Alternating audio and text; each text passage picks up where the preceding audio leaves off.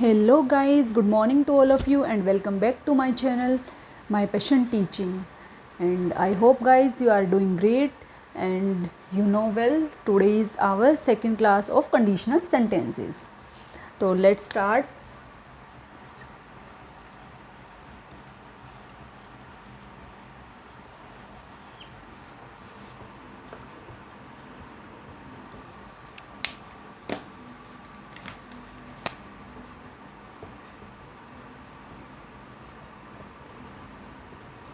Conditional sentences class 2.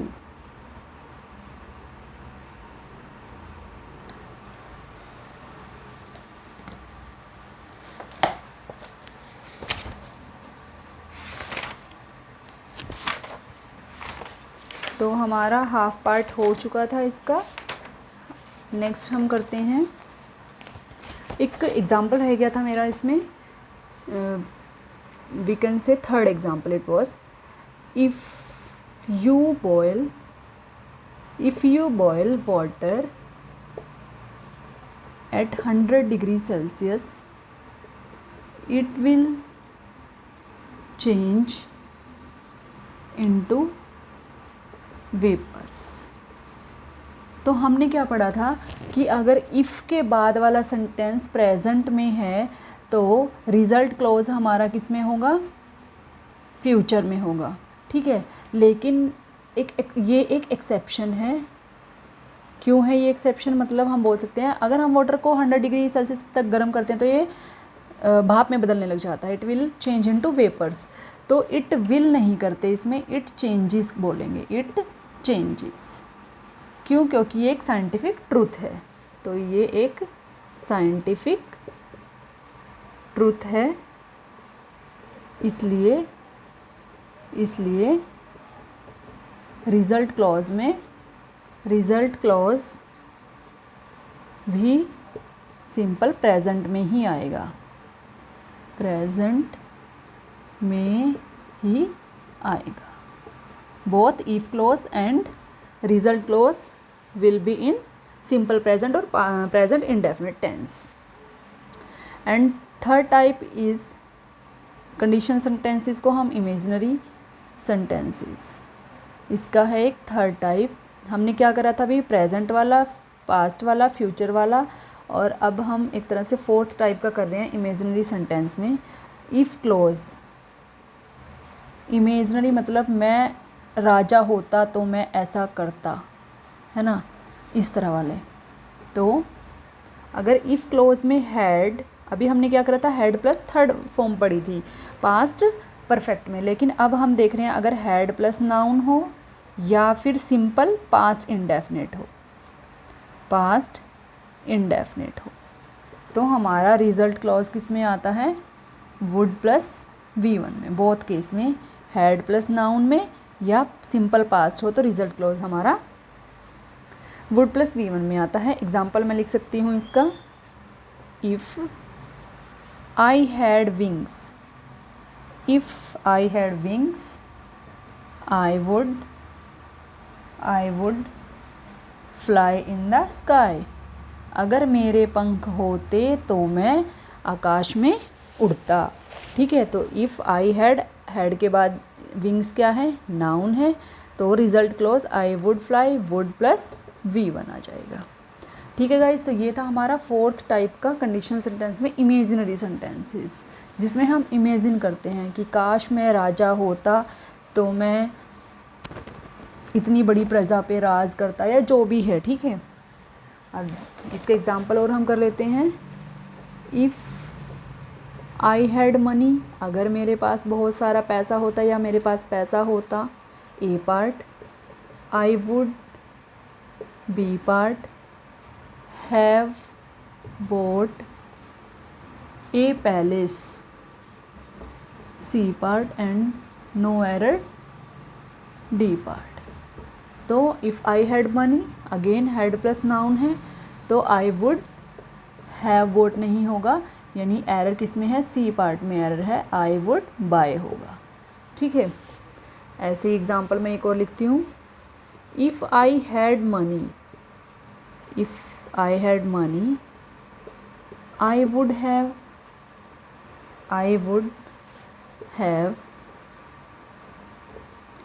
bought a palace। अगर ऐसे होता तो again had, if I had money I would have boat.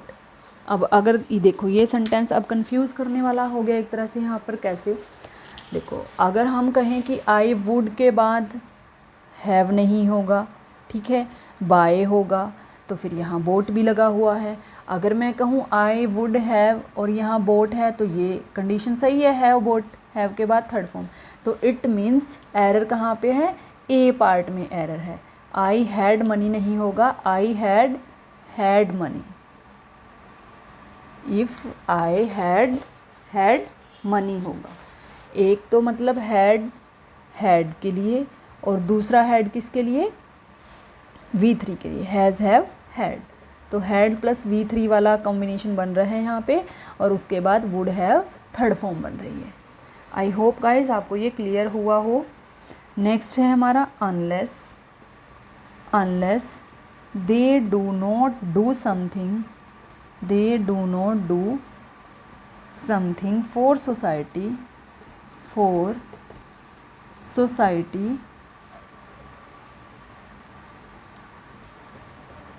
they will not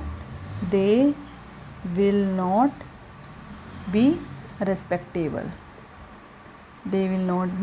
respectable। अब देखो unless they do not, तो सबसे पहले तो अनलेस के बाद वाले सेंटेंस में नॉट नहीं आता, क्योंकि अनलेस का मतलब ही अगर वो ऐसा नहीं करेंगे तो नहीं इनमें इंक्लूड होता है। Unless they do something for society they will not be respectable. ठीक है, तो गाइज आई होप आपको ये समझ आया होगा।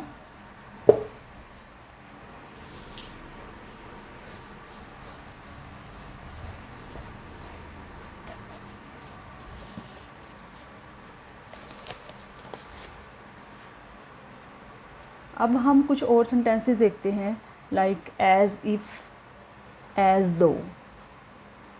अगर एज इफ़, एज दो हो कंडीशनल सेंटेंसेस में, अभी तो हम इफ़ वाले ही करते जा रहे थे, तो इनका मीनिंग जैसे कि अगर ये हों, जैसे कि स्टेट से रिलेटेड या फिर एक्शन से रिलेटेड होंगे। मतलब अगर ये words followed by past indefinite होंगे, मतलब इन वर्ड्स के बाद या तो कोई स्टेट की बात कर रहा है या कुछ एक्शन दिखा रहा होगा, तो हमारा रिज़ल्ट क्या होगा, हैड प्लस V3 यानी पास्ट परफेक्ट। ठीक है, तो ये अगर इधर पास्ट इंडेफिनिट से होगा तो उधर पास्ट परफेक्ट से होगा एज इफ़ वाले सेंटेंसेस। कैसे, एग्जांपल करते हैं हम। He talks as if he is a leader. Second है he talked as if he were a leader. Third, he behaved as if, मतलब इसका मतलब है जैसे कि वो ऐसे बिहेव कर रहा है जैसे कि वो राजा हो। ठीक है, as if he had studied all the books. तो अब देखो ही टॉक्स, वह बात करता है, तो यहाँ प्रेजेंट टेंस दिया हुआ है, प्रेजेंट इंडेफिनिट है। He talks as if he is a leader, वह ऐसे बात करता है जैसे कि वह नेता हो। तो मतलब उसे बात करने के लिए पहले क्या करना पड़ेगा, नेता बनना पड़ेगा। तो इट मीन्स नेता पहले हुआ होगा, तो if he were a leader, ही के साथ वर आ जाता। देखो वैसे ही के साथ वॉज आता है, लेकिन इमेजिनरी सेंटेंसेस बोल सकते हो या कंडीशनल सेंटेंसेस में ये चीज़ आ जाती है कि ही के साथ वर आएगा, ठीक है। लेकिन इंग्लिश ग्रामर में ही के साथ वाज ही होता है। तो इफ़ ही वर मतलब कि ये सेंटेंस हमारा कैसा होगा, पास्ट इंडेफिनिट होगा, पास्ट इंडेफिनिट होगा, ठीक है। अगर इधर प्रेजेंट इंडेफिनिट है तो उधर पास्ट इंडेफिनिट। और सेकंड हमने पास्ट इंडेफिनिट और पास्ट परफेक्ट का कॉम्बिनेशन देखा।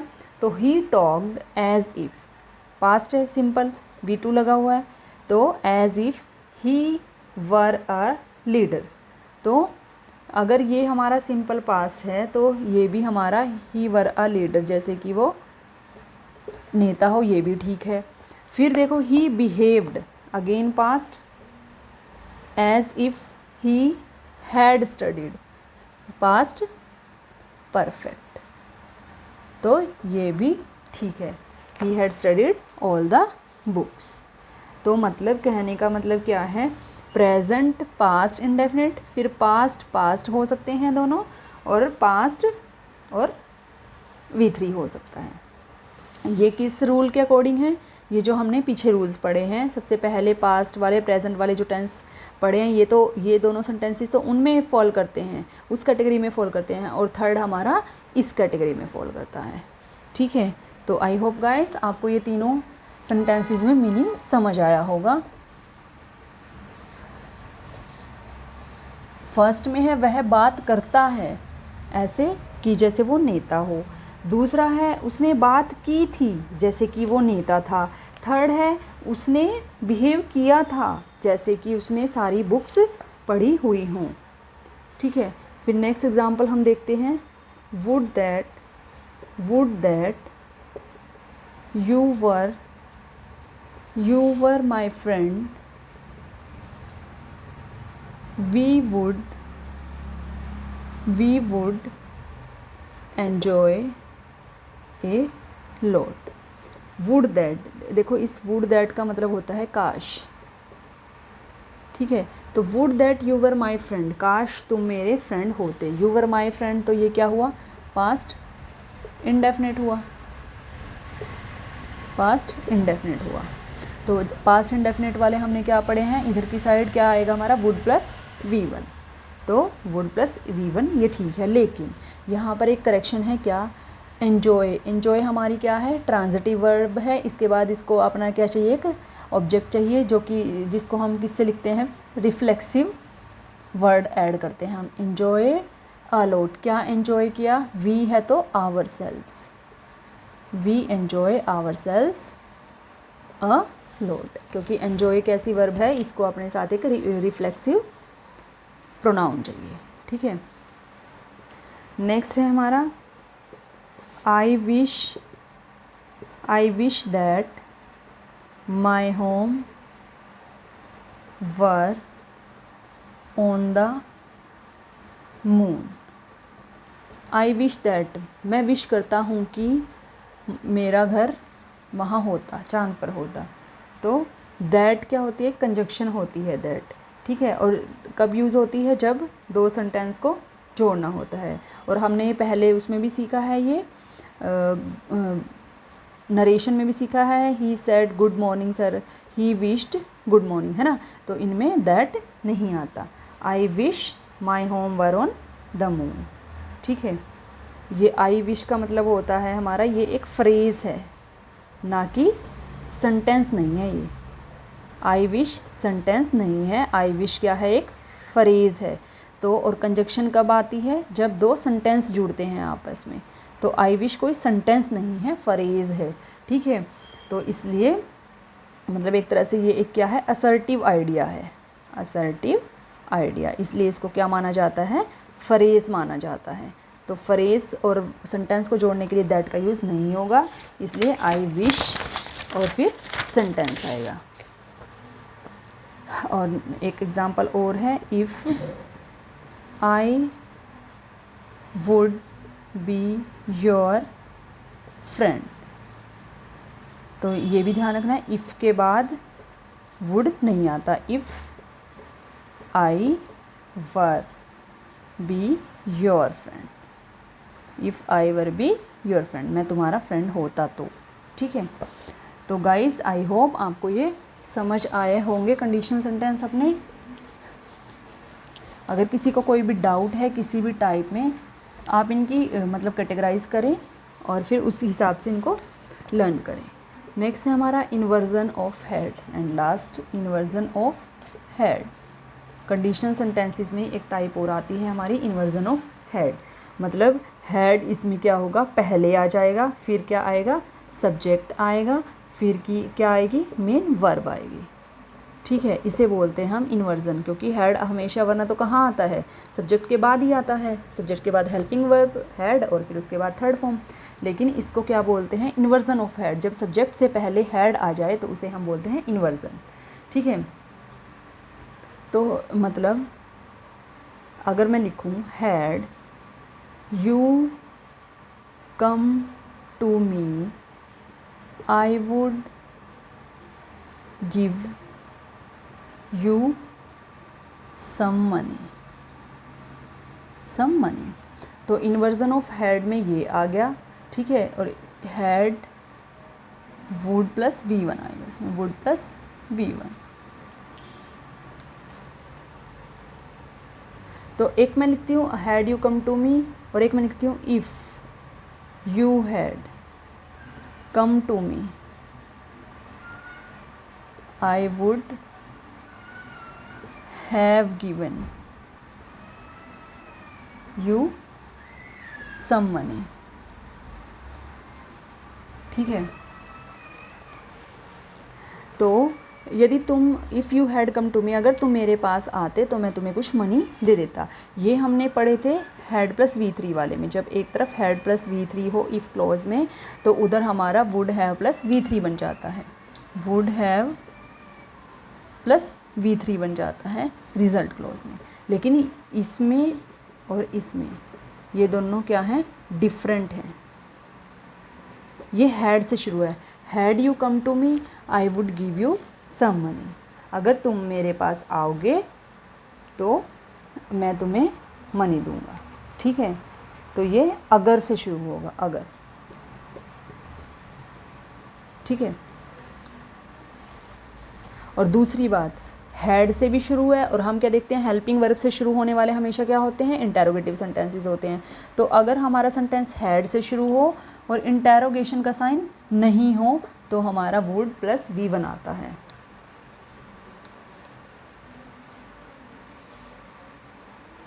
तो गाइस ये था हमारा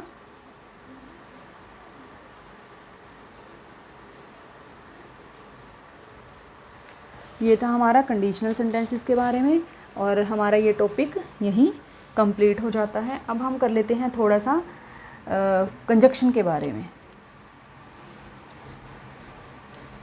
कंजक्शंस हम चैप्टर के बीच बीच में कर चुके हैं, लेकिन फिर भी थोड़ा सा एक पॉइंट और है कंजक्शन का, वो हम कर लेते हैं।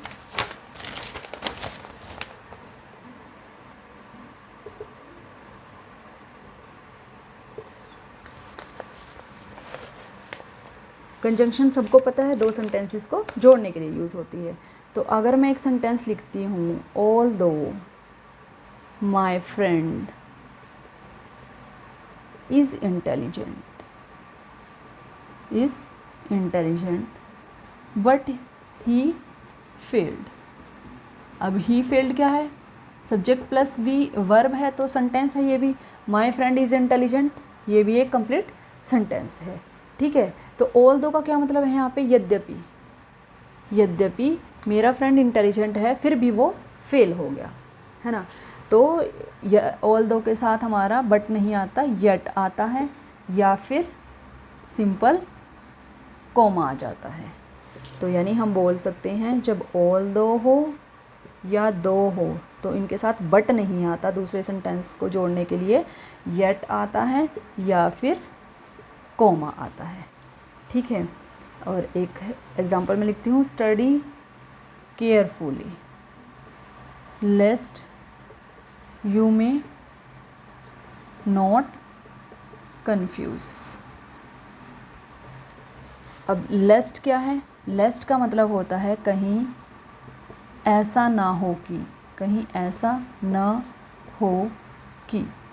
ठीक है। अब स्टडी केयरफुली, केयरफुली स्टडी करो। लेस्ट, कहीं ऐसा ना हो कि यू मे नॉट कन्फ्यूज़, कि तुम कन्फ्यूज़ ना हो, है ना। तो ना दो बार आए, कहीं ऐसा ना हो कि तुम कन्फ्यूज़ हो जाओ, तो नोट नहीं आएगा। पहली बात तो लेस्ट के साथ, और दूसरी बात लेस्ट के साथ में भी नहीं आता। लेस्ट के साथ क्या आता है, हमेशा शुड आता है, कहीं ऐसा ना हो कि तुम फेल हो जाओ। तो इसकी करेक्शन होगी study carefully लेस्ट you should confuse. ठीक है। तो लेस्ट के साथ हमारा बनेगा ऑल दो, और दो के साथ हमारा कोमा या येट बनेगा, और लेस्ट के साथ हमारा शुड बनेगा। और दूसरी चीज़ कि लेस्ट के साथ भी नॉट नहीं आएगा। सेकंड है हमारा सो दैट के साथ में या माइट आएगा। पास्ट में माइट, प्रेजेंट में मे। कैसे, we eat subject verb, so that conjunction, we eat so that, we में लाइव, हम खाते हैं ताकि हम जीवित रह सकें। तो ये भी subject plus helping verb plus main verb, तो ये भी क्या हुई कंजंक्शन। तो वी जब सो दैट आएगा तो उसके साथ मे या माइट आएगा। ठीक है। Next, my friend wanted to know if, my friend wanted to know if he had submitted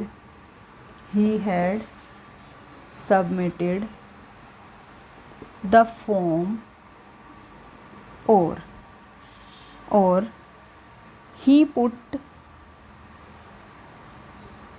or he would do some else। My friend wanted to know, मेरा फ्रेंड जानना चाहता है कि क्या उसने फॉर्म सबमिट कर दिया है और उसने कुछ और किया है। तो my friend wanted to know, पहली बात ये हमने नरेशन में भी सीखा था, जब और हो तो इफ़ नहीं आता, क्या आता है, वेदर आता है। ठीक है। इफ़ के साथ और दैट नहीं आता, क्या आता है, वेदर आता है जब और हो। इफ़ और दैट के साथ और नहीं आता, वेदर के साथ और आता है। ठीक है। तो my friend wanted to know whether he had submitted the form और he would do some else. ठीक है। मतलब जो हम कर रहे हैं, एक दो हमने मतलब चैप्टर्स के साथ साथ भी चीज़ें देख ली हैं कंजक्शन से रिलेटेड, और जो इम्पोर्टेंट है वो अभी हम कर रहे हैं। इसमें से हम 3 कर चुके हैं, ऑल दो, लेस्ट, सो दैट, वेदर, 5 हो गई हैं। ठीक है। नेक्स्ट है हमारा captain said that your friend would come or not, तो अगेन दैट नहीं होगा, और है तो वेदर होगा, whether your friend would come और नॉट। ठीक है। इससे रिलेटेड और एग्जांपल हम कर लेते हैं। अगर है यू शुड नॉट लाइक, ये हमारी एज, दैट या विच से related. You should not like the same people as are cheat, you should not like the same people as are cheat. तो जब द सेम हो, द सेम के साथ as नहीं आता, द सेम के साथ दैट आता है। ठीक है। तो हम लिख सकते हैं द सेम दैट। हमने एक एग्जांपल किया भी था आई थिंक प्रोनाउन चैप्टर में, कि मेरे भाई ने मुझे गिफ्ट दिया और वो मैंने अपने फ्रेंड को दे दिया, कुछ इस तरह से, है ना। नेक्स्ट है these are the such animals as can live on land and in water these are the such, कैसे animal, the such animals, as नहीं होगा, अगेन that होगा, ठीक है। तो यानी हम बोल सकते हैं कि the same और the such, इनके साथ क्या आएगा, that आएगा, as नहीं आएगा, ठीक है। और last I have same ball pen which my friend gave me। तो I have same ball pen which, same के साथ as आएगा, तो यानी हम बोल सकते हैं सेम के साथ as आता है, ठीक है। तो which नहीं आएगा यहाँ पर, सेम जो मेरे फ्रेंड ने, as का मतलब जो, ठीक है गाइज़। तो आई होप गाइज़ आपको ये टॉपिक समझ आया होगा, कंजक्शन भी और कंडीशनल सेंटेंस भी। तो हमारा इंग्लिश का ग्रामर ऑलमोस्ट कंप्लीट हो चुका है, only one topic is left, that is adverb. And from tomorrow we will complete तो हमारा एडवर्ब होगा, कम से कम 3 क्लासेस तो लगेंगी। हमारा एडवर्ब थोड़ा सा इम्पोर्टेंट भी है काफ़ी, स्पेशली ये सीजन मेंस के लिए ज़्यादा इम्पोर्टेंट है, और दूसरा थोड़ा सा बड़ा भी चैप्टर है ये, तो अभी हम इसको आराम से लास्ट में करेंगे। तो गाइज़ आई होप आपको ये कंटेंट समझ आया होगा। तो प्लीज़ अगर आपको ये कंटेंट समझ आया है, पसंद आया है, तो प्लीज़ मेरे चैनल को सब्सक्राइब करें, लाइक करें, अपने फ्रेंड्स के साथ शेयर करें, और मुझे कमेंट करके ज़रूर बताएं कि आप किस एग्ज़ाम की तैयारी कर रहे हैं और आपकी तैयारी कहाँ तक पहुँच चुकी है। Thank you so much.